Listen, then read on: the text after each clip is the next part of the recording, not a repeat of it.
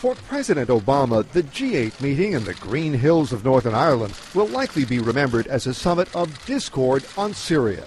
After 2 days of talks, the most he and the others could agree on is the fighting should end and some kind of talks should take place. There was no call for Bashar Assad to step down. Still, the president was emphasizing the positive.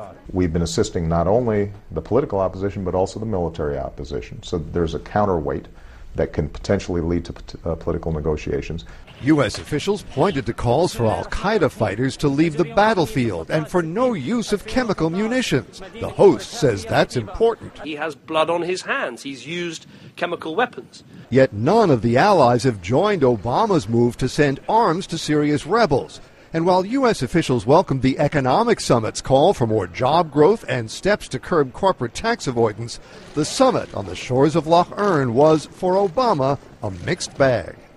Mark Smith, The Associated Press, Belfast, Northern Ireland.